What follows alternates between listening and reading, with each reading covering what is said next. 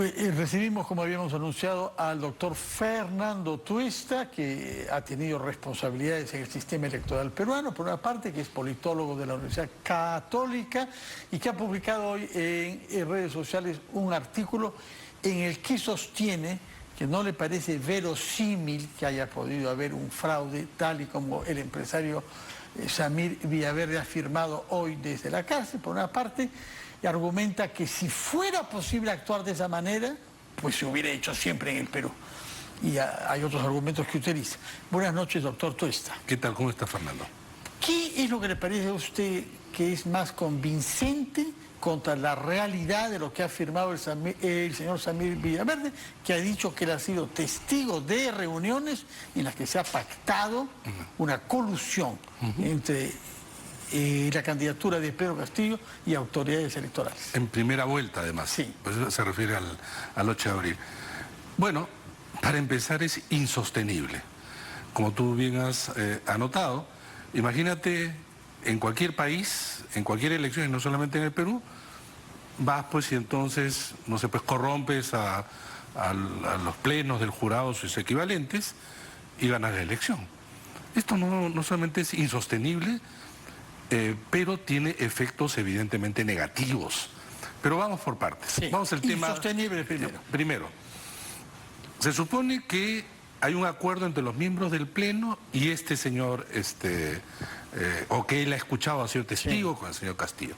Para empezar, eran 4 de los 5, no se habían elegido uno. Sí. De esos, además, hubo uno representante del Ministerio Público que luego tuvo que salir en conflicto con los otros. Sí. O sea, en realidad no era con este, sino con los 3, ¿no es cierto? Pero vayamos en el hipotético caso negado. Digamos que había sido así. Se dice que entonces el señor Rafael López Aliaga y la señora Keiko Fujimori fueron perjudicados porque se les baja en principio en el resultado que luego muestra. Y que el señor Pedro Castillo aparece como primero, indebidamente, ¿no? Y esto fue producto de esta reunión. Para que eso se produzca, tendrían que haberse alterado miles de actas, para empezar. Las actas, ¿cómo aparecen en el Jurado Nacional de Elecciones? Solo aparecen con diversas figuras en apelación, segunda y última instancia. En apelación. ¿De dónde? De los jurados electorales especiales. Pero si no es así, ¿de dónde sacan las actas? El proceso electoral... Lo que nos dice usted de que las actas están en posesión de la OMPE y no del jurado, y que el jurado no tiene cómo acceder a esas actas. No es como acceder, son públicas al contrario. Sí. Pero para modificarlas, apenas ingresan en la OMPE, en los centros de cómputo, se digitaliza y se digita y aparecen en la página web desde el primer día. Desde el primer día. Solo algunas actas que son observadas o actas que por apelación llegan a la segunda instancia. Pero repito, no pueden ellos resolver sobre algo que no sea justamente solicitado. No pueden agarrar y decir, vamos a cambiar en general a todas estas y firman ellos una resolución. Eso solamente en la cabeza y en la imaginación, o en esta narrativa, que lo único que busca es empañar el proceso electoral a los organismos electorales y en el próximo. Porque uno de los afectados, el señor Rafael López Aliaga, es candidato seguramente a la alcaldía de Lima. Lo que dijo el señor Villaverde es que hubiera debido quedar para la segunda vuelta López Aliaga y no Keiko Fujimori. Pero por eso, que se puso a Keiko Fujimori con el cálculo de que era más fácil derrotarla. Imagínate, pues, imagínate todo esto, ¿no? Entonces no es la señora Keiko Fujimori, sino el señor Rafael López Aliaga, que le hubiera ganado al señor Castillo, según esta idea que está detrás de trasfondo, pero aparece la señora Keiko Fujimori porque es ganable, ¿no? Como ya le ganaron en 2 oportunidades y como que ocurrió efectivamente. Pero algunos consideran que la sola palabra de este señor ya es suficiente, y tú ves en redes que dicen, no, pero se comprueba, audios, dice, que hay 8 horas de audios, nos ha dicho el abogado Julio Rodríguez. Pero hay una cuestión, y hay que, creo, señalar y subrayar esto.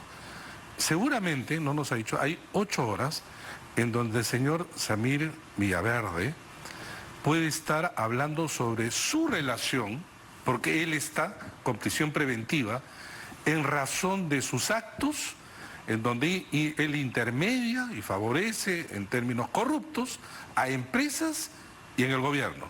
Él es un lobista. A él se le imputa eso, se le está investigando. ¿De dónde salieron las elecciones? ¿Qué tiene que ver con todo esto? Nada.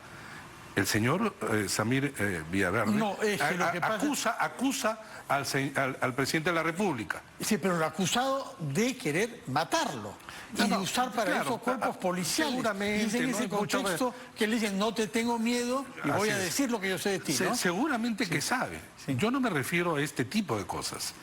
En realidad muchas podrían ser verdad.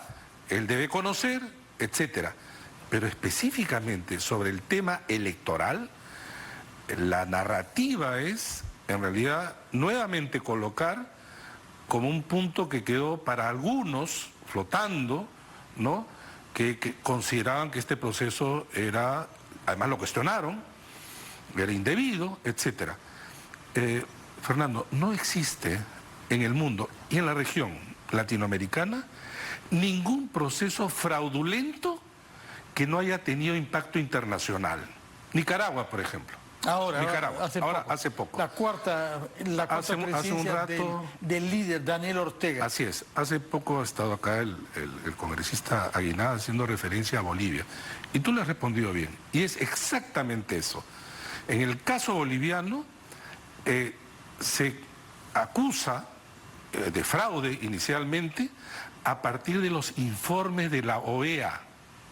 Y a partir de allí se cuestiona y en realidad se anulan esas elecciones y se hacen otras.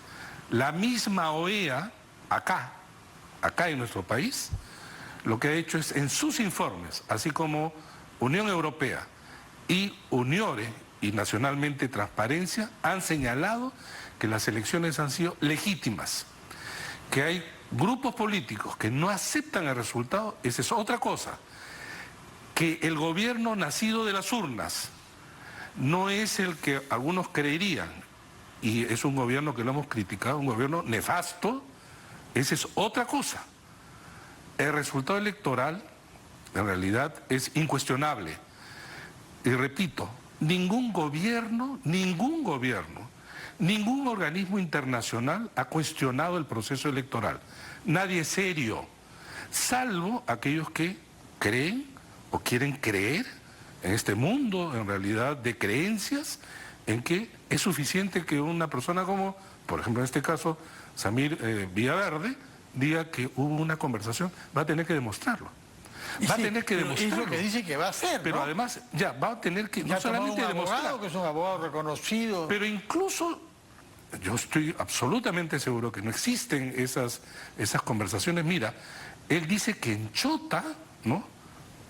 Se reunieron, además, por lo menos esto dice un medio de comunicación, se reunieron organismos electorales y Fuerzas Armadas, etcétera, un tinglado, ¿no?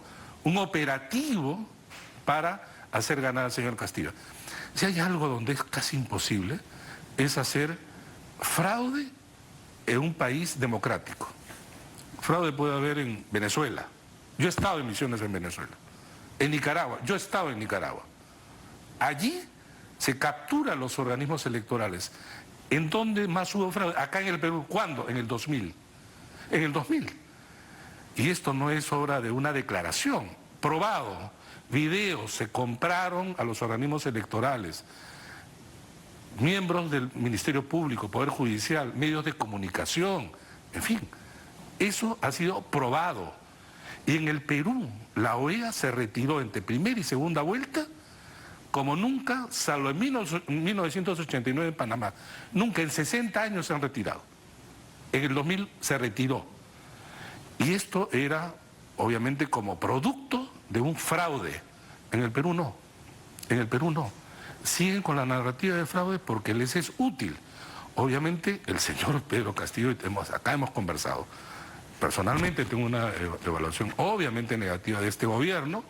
Yo creo que se está haciendo mucho daño al país, pero esa es otra cosa.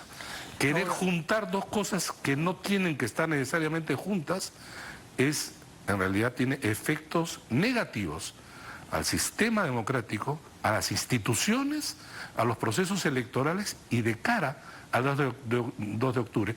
Ahora es muy fácil, Fernando, y es lamentable esta suerte de contagio de esta narrativa.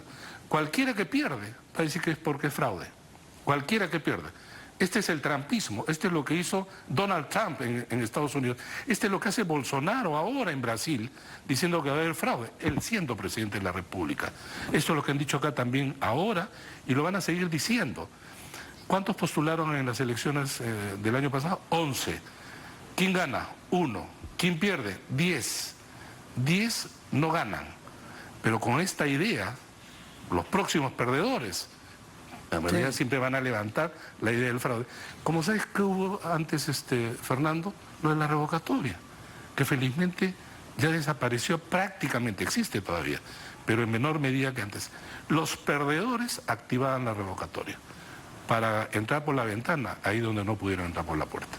Bueno, pero han logrado sacar al alcalde de Lima con un mecanismo diferente, ¿no? No, pero esa es otra cosa, yo sé absolutamente distinto a la vacancia, es otra cosa que la revocatoria, ¿no? Bueno, ¿y qué pasaría si es que en efecto el señor Villaverde, con las habilidades que le reconocemos con experiencia en seguridad, ha sido miembro de la Fuerza Aérea, de ahí viene su carrera profesional? Creo que fue expulsado. Fue expulsado de la Fuerza Aérea. Por actividades ese señor ha estado en la cárcel por actividades delincuenciales, efectivamente. Sí. Bueno, ¿qué pasaría si hubiese grabado, con la habilidad y con la, digamos, malicia que le suponemos, hubiese grabado conversaciones en las que Pedro Castillo manifiestamente preconiza, favorece, intenta, recomienda, solicita que se actúe de una manera fraudulenta durante el proceso electoral? Hágase o no.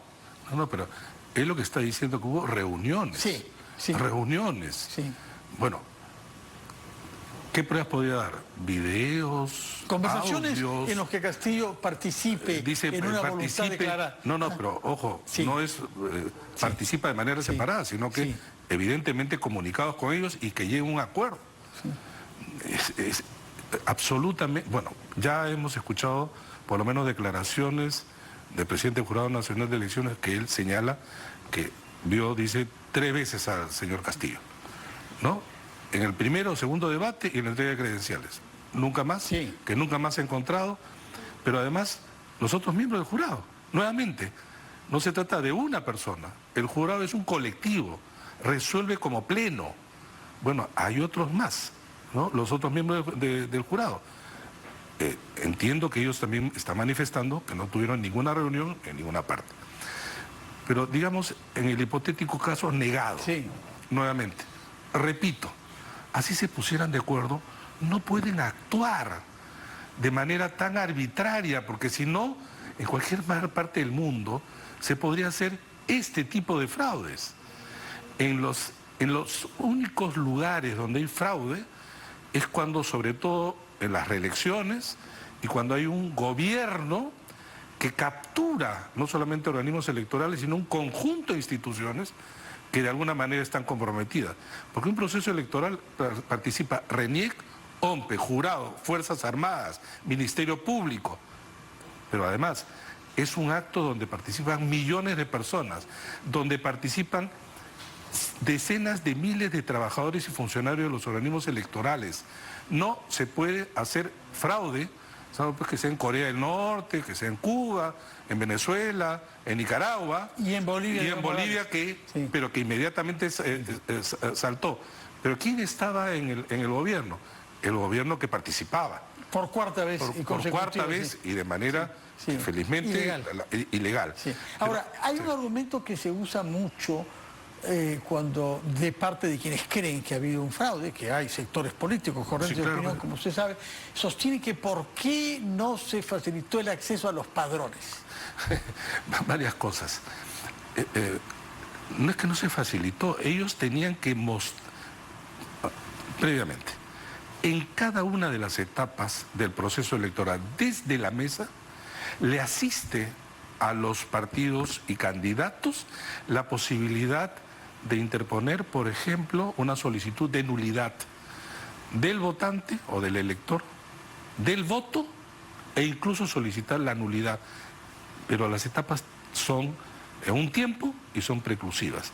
De ahí pasan al jurado electoral especial, están los personeros, otra etapa, y el Jurado Nacional de Elecciones, y todo es público y todo se muestra. Pero se nos ha dicho que hay algunos lugares donde no habían el señor Aguinaga acaba de decir, por ejemplo, y donde aparecen mesas donde no hay ningún voto para Keiko Fujimori. Bueno, pero ¿saben que eso ya está en segunda vuelta? Sí. Porque el señor Villaverde está hablando de la primera vuelta. Sí, sí. Ahora tratan de confundir con la segunda vuelta. Dice, han habido actas donde no hubo ningún voto de la señora Keiko Fujimori. Hubo actas donde, eso no lo dicen, donde también hubo 0 votos por el señor Pedro Castillo. Hubo 0 votos. En todo proceso electoral pueden haber irregularidades. En Estados Unidos, en Francia, en España, en Perú, en Argentina, siempre, porque estamos hablando de un proceso, repito, donde hay millones que participan. En el Perú, los miembros de mesa son sorteados. Gente que a veces no está capacitada, se cometen errores. Pero el fraude es un operativo, distinto de irregularidades. Es un operativo pensado, planeado, etcétera, pero que en elecciones, un sistema democrático, es imposible, porque tendrías que involucrar a demasiada gente. El crimen perfecto no opera allí donde evidentemente demasiada gente. Fernando Tuesta, muchas gracias por venir acá y por explicarnos estas tesis suyas. Veremos cuáles son esas pruebas que el señor Villaverde dice poseer, las tendrá que dar a su abogado y sobre todo a la Fiscalía, que es el órgano competente para esto. Muchas gracias por su presencia acá y muy buenas noches. Fernando Tuesta, politólogo de la Universidad Católica. Hacemos una pausa y luego...